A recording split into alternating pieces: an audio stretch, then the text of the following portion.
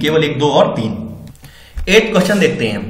ये भी बड़ा अच्छा क्वेश्चन मुझे लगा है। केंद्रीय मंत्रिपरिषद के त्याग पत्र देने के उपरांत, मतलब जो हमारी केंद्रीय कैबिनेट है उसके त्याग पत्र देने के बाद पहला स्टेटमेंट है, राष्ट्रपति वैकल्पिक व्यवस्था बनने तक उसे बने रहने के लिए कहेंगे। देखिए ये बिल्कुल सही है। अगर हमारी केंद्रीय कैबिनेट भंग हो जाती है तो राष्ट्रपति जो है वैकल्पिक, यानी कि जब तक कोई गवर्नमेंट चुन के नहीं आ जाती, यानी कि जब तक इलेक्शन नहीं हो जाते हैं तब तक ये उनसे ये कहेगी आप बने रहो अपने पद पर और आप भारत के लिए कार्य करते रहो। ये वैकल्पिक व्यवस्था कौन करेगा? हमारा राष्ट्रपति। ये पहला वाला बिल्कुल सही है।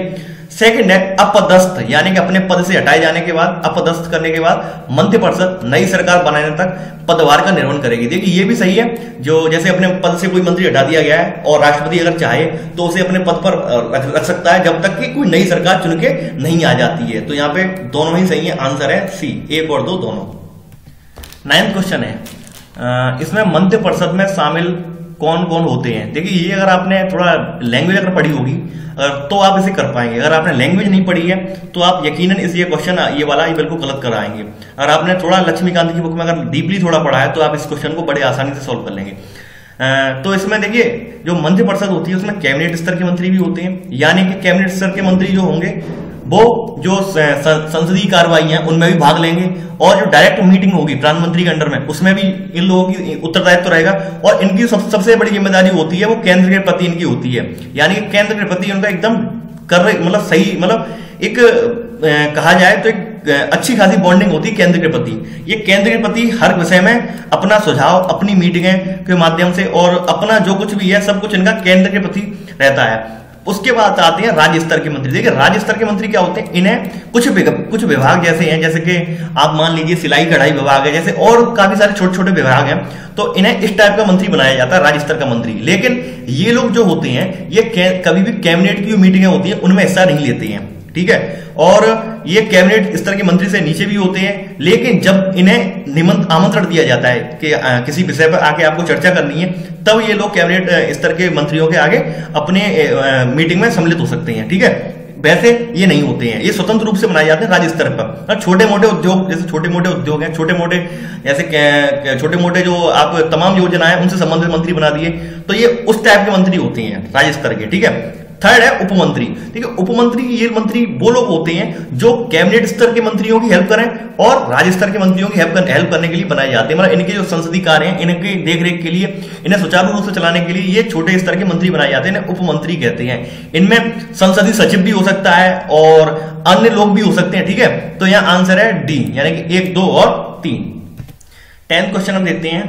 इसमें यह है मंत्रिपरिषद शब्द की चर्चा संविधान के मूल स्वरूप में की गई है। देखिए ये बिल्कुल सही है। जो मंत्रिपरिषद जो वर्ड है उसकी चर्चा जो है मूल संविधान का जो मूल स्वरूप है, यानी कि आर्टिकल 74 और 75 में इसकी चर्चा की गई है, इस मंत्रिपरिषद शब्द की चर्चा, ठीक है। एंड सेकंड है मंत्रिमंडल। देखिए मंत्रिपरिषद में बहुत डिफरेंस है, मंत्रिमंडल में भी डिफरेंस है, आपको याद रखना है। मंत्रिमंडल शब्द का उल्लेख संविधान के मूल स्वरूप में नहीं था। देखिए ये भी सही है, जो मंत्रिमंडल जो शब्द था उसका उल्लेख संविधान के मूल रूप में नहीं था। यह बाद में 44th कॉन्स्टिट्यूशन अमेंडमेंट जो हुआ है, 44वां संविधान संशोधन जो हुआ है 1978 में, उसके द्वारा इसे ऐड किया गया है। और ऐड कहां किया गया है वो भी मैं बता रहा हूं। देखिए मंत्रिमंडल शब्द की चर्चा केवल संविधान में एक बार की गई है। देखिए अब यहां पे मैं बताऊंगा कहां की गई। देखिए ये बिल्कुल सही है, ये एक बार की गई है। ये की गई है आर्टिकल 352 के तीसरे उपबंध में। 352 के तीसरे उपबंध में केवल एक बार मंत्रिमंडल शब्द की चर्चा की गई है यहाँ पे, ठीक है। तो और कब की गई है, कब कैसे की गई? 44वें संविधान संशोधन के द्वारा 1978 के बाद, और यह मूल रूप से संविधान में नहीं था, ठीक है। तो यहाँ तीनों सही है, यानी कि आंसर है डी, 1, 2 और 3। 11th है। देखिए ये मैंने अटॉर्नी जनरल से बनाया है क्वेश्चन। अटॉर्नी जनरल जो हमारे भारत के महान न्यायवादी हैं उससे बनाया है। इसमें पहला है संविधान के भाग 5 और अनुच्छेद 148 में अटॉर्नी जनरल का उपबंध किया गया है। देखिए ये बिल्कुल गलत है। संविधान के भाग 5 में तो चर्चा की गई, लेकिन अटॉर्नी जनरल वाला केवल एक ही आर्टिकल है हमारे संविधान में, वो है आर्टिकल 76। इसमें अटॉर्नी जनरल की चर्चा की गई है। आर्टिकल 76 भाग 5 है, इसका अध्याय 1 है, मतलब संविधान का भाग 5 उसका अध्याय 1 और अनुच्छेद है 76। इसके अंतर्गत अटॉर्नी जनरल की व्याख्या की गई है, ठीक है। सेकंड है भारत के राष्ट्रपति द्वारा ऐसे व्यक्ति को अटॉर्नी जनरल नियुक्त किया जाता है जो उच्चतम न्यायालय यानी कि सुप्रीम कोर्ट के किसी न्यायाधीश की नियुक्ति के लिए योग्यता रखता है। वो ये बिल्कुल सही है। अटॉर्नी जनरल होता है वह ऐसे व्यक्ति को बनाया जाता है जो सुप्रीम कोर्ट के लेवल के न्यायाधीश के बराबर होला हुआ, ठीक है। तो ये बिल्कुल सही है। थर्ड है अटॉर्नी जनरल की पदावधि 6 वर्ष या 65 वर्ष जो भी पहले हो होती है। देखिए अटॉर्नी जनरल की कोई जो एज लिमिट है या फिर जो उसका कार्य करने की जो उसकी ड्यूरेशन है उसके बारे में कहीं भी जिक्र नहीं है। इस वजह से तीसरा वाला भी गलत हो जाएगा। यहाँ पे डी है, संविधान की दूसरी अनुसूची में अटॉर्नी जनरल के लिए पारिश्रमिक यानी कि जो उसे वेतन मिलेगा उसका उपबंध है। देखिए ये बिल्कुल गलत है।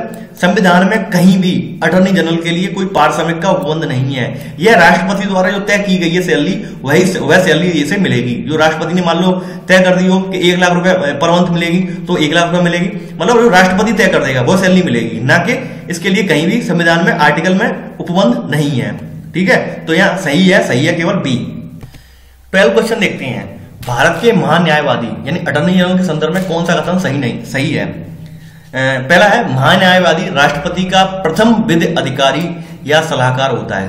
देखिए लाइन देखिए, महान्यायवादी राष्ट्रपति का प्रथम विधि अधिकारी या सलाहकार होता है। तो मैं बताना चाहूंगा जो महान्यायवादी होता है वो प्रथम विधि अधिकारी तो होता है, लेकिन वह राष्ट्रपति ना तो राष्ट्रपति ना ही प्रधानमंत्री का प्रथम विधि अधिकारी नहीं होता है, बल्कि भारत सरकार का प्रथम विधि अधिकारी होता है, यानी भारत सरकार के वकील के रूप में कार्य करता है ये।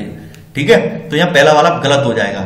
आपसे पूछा जाए कि भारत जो महान्यायवादी है वो राष्ट्रपति का या प्रधानमंत्री का, देखिए राष्ट्रपति प्रधानमंत्री का नहीं होता है। इसका जो उत्तरदायित्व होता है वो भारत सरकार के प्रथम अधिकारी के रूप में होता है। भारत सरकार प्रथम विधि अधिकारी, जैसे एक तरह से आप मान सकती हैं गवर्नमेंट के सरकारी वकील होते हैं छोटे छोटे कोर्टों में, ठीक उसी तरह से ये भारत सरकार का प्रतिनिधित्व करता है, वकालत करता है। भारत सरकार किसी भी केस के लिए भारत सरकार की तरफ से वकालत करता है ये। ठीक है, तो ये भारत सरकार का होता है, ना कि राष्ट्रपति या प्रधानमंत्री का। तो ये पहला वाला गलत हो जाएगा, ये वाला गलत है यहाँ पे।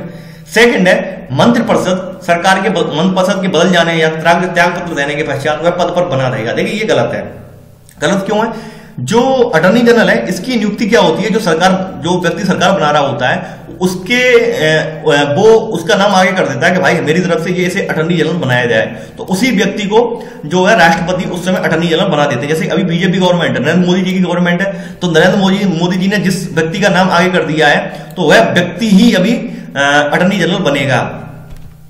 जैसे भी 15 में जो अटॉर्नी जनरल है 15 के वेणुगोपाल है, के वेणुगोपाल जो है 15 है अभी अटॉर्नी जनरल हमारे।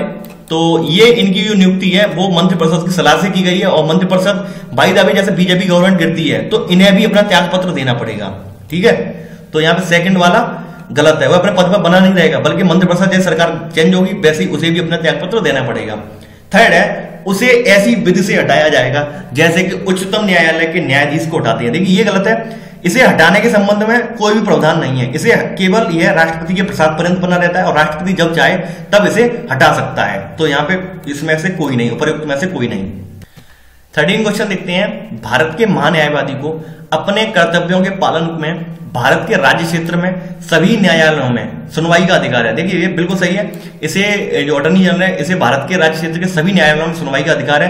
तो ये आर्टिकल 76 के 3 उपबंध में लिखा है। ठीक है, जो आर्टिकल 76 से पूरा तरह से अटॉर्नी जनरल के लिए बनाया गया है, इसके तीसरे वाले उपबंध में लिखा गया है। सेकंड है, भारत का महान्यायवादी संसद के किसी भी सदन का सदस्य नहीं होता है। देखिए ये यहां तक तो सही है कि वो भारत का महान्यायवादी है, वो संसद के किसी भी सदन का सदस्य नहीं होता है, किंतु उसे संसद के दोनों सदनों में बोलने, कार्रवाई में भाग लेने या संयुक्त बैठक में भाग लेने तथा मत देने का अधिकार होता है। देखिए उसे संसद के दोनों सदनों में बोलने का अधिकार होता है, कार्रवाइयों में भाग ले सकता है, संयुक्त बैठक में भाग ले सकता है, लेकिन वह मत नहीं दे सकता है। इस हिसाब से यहाँ पे सेकंड वाला गलत है, तो आंसर है केवल 1। 14 क्वेश्चन देखिए, ये भी बड़ा टिपिकल क्वेश्चन है, और ये देखिए मैं क्वेश्चन इस टाइप से बना रहा हूं आपके, अगर बाय द वे आपने टॉपिक अगर नहीं भी पढ़ा है तो आपको शॉर्ट नोट्स के रूप में टॉपिक पूरा कवर करवा दूंगा मैं यहाँ, आपको फिर किताब उठाने की जरूरत नहीं रह जाएगी। मैं इस टाइप से आपको डिस्क्राइब कर देता हूँ हर टॉपिक को, ताकि आपको अगर आपके पास टाइम नहीं है किताब उठाने का तो आप यहीं पढ़ लें, अगर वीडियो भी एक बार देख लें तो आपको समझ में आ जाएगा। तो इसमें फिर अटॉर्नी जनरल का क्वेश्चन आ गया। देखिए अटॉर्नी जनरल जो है लोकसभा की किसी समिति का सदस्य हो सकता है। देखिए ये बिल्कुल सही है, यह लोकसभा की किसी समिति का सदस्य भी हो सकता है अटॉर्नी जनरल। मान लीजिए कि लोकसभा की किसी समिति का सदस्य है, उसका नाम हमारे मंत्रिमंडल ने आगे कर दिया कि ये साहब ये हमारी तरफ से ये जो है अटॉर्नी जनरल बनाया जाएगा, तो वह किसी भी समिति का सदस्य भी हो सकता है। सेकंड है, भारत सरकार का पूर्णकालिक वकील होता है। देखिए ये गलत है, वह भारत सरकार का पूर्णकालिक वकील नहीं होता है, ना ही वह सरकारी कर्मी है। सरकारी कर्मी पता है कौन होते हैं? जिनकी एक बार नियुक्ति हो जाए और वो अपने जो कार्यकाल है अपना कार्यकाल पूरा करें। जैसे एक व्यक्ति है, मान लो कोई व्यक्ति, हम नॉर्मल ले लेते हैं, टीचर का एग्जाम्पल ले लेते हैं। कोई मान लो बंदा है 25 साल की उम्र पे टीचर के तौर पर भर्ती हो गया वो, तो वह 62 साल का जब तक नहीं हो जाएगा तब तक टीचर के पद तक बना रहेगा तब तक, ठीक है। 25 साल से लेकर 62 साल जब तक उसकी एज नहीं पहुंच जाएगी तब तक वह टीचर के पद पर बना रहेगा।